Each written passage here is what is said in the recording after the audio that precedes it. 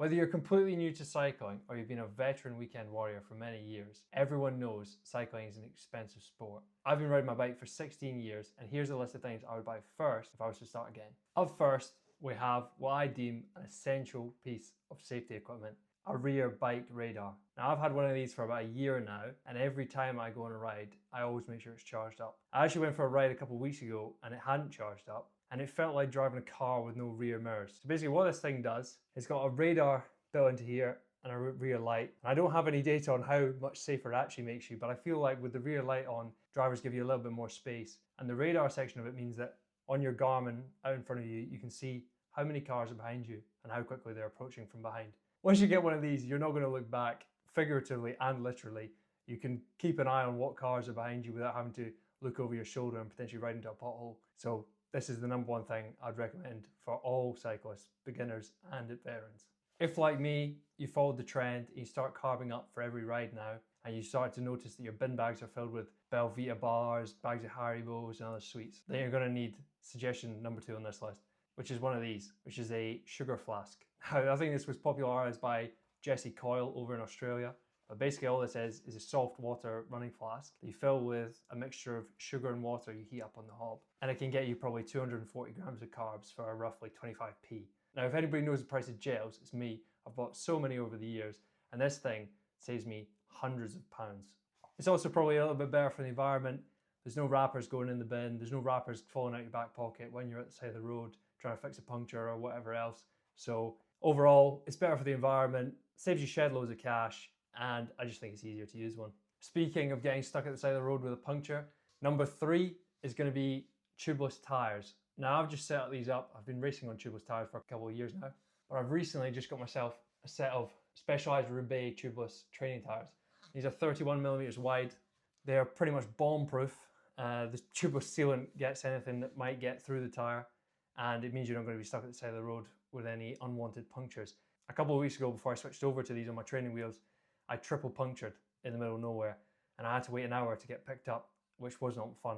So if you're scared of getting stuck at the side of the road with an unwanted puncture, or you're not the best at changing punctures, then I'd highly recommend switching to some tubeless tires for both your training and your race wheels if you've got 2 sets. Over the years, I've spent probably £2,000 on bike fits, and this was the one thing that sorted all my problems.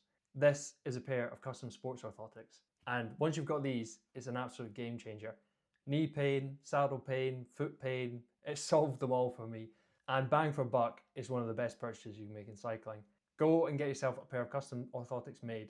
You'll get your feet assessed for the right shoes, so you don't have to waste money on that. You'll get a biomechanical assessment, which means that you won't need to worry about why your knee's tracking in one way and not the other way. And third, and most importantly, if you do decide to go and get a bike fit, you already know that your feet are in the right place before you even get started on the bike. So this is probably my biggest recommendation on the list. Go and get yourself a pair of custom sports orthotics. It's hardly surprising when you look at a normal orthotic that comes with a pair of cycling shoes that something as extreme as this is going to make quite a big difference. So if you haven't already gone out and got sports orthotics from running or skiing, I definitely recommend going out and get yourself a pair of custom made sports orthotics for cycling, because they make genuinely one of the biggest differences on the bike you can buy. And if you're looking for a pair of custom sports orthotics in Scotland, then I highly recommend Adam over at Sports Orthotics Scotland. Go check him out. He's the man to get a pair of cycling orthotics from. Cyclists love talking about power numbers. We all want to know what power numbers the pros are doing. We all want to know what our friends are doing up local climbs. But this is what I believe is actually more important than power numbers. If you get one of these, you can train as effectively, if not more effectively, than some of the pro riders out there. If I was to start again, I would go out and I'd buy one of these before I bought any other training tool other than maybe a heart rate monitor. Once you've got a heart rate monitor and one of these, you can make sure you're in the exact right training zone, and you can monitor your progression much more effectively than the power meter. The kind of zones you get given on Training Peaks or on Strava are not really based on anything more than percentages across an average of the population. And I think if you look into the science behind some of the training zones, you'll realize that it's been debunked time and time again. People can fudge FTP tests, whether it's a 20-minute test, 15-minute test, 12-minute test, or an hour-long test. It's not definitely indicative of where your LT1 is going to be or your LT2. So if I was starting again, this is the ultimate training tool I'd go out and buy. They're generally cheaper than power meters, and I think there's actually more value to be had from one of these. So if you want to find out more about this, then check out my previous video about how I use lactate numbers to maximize my training efficiency.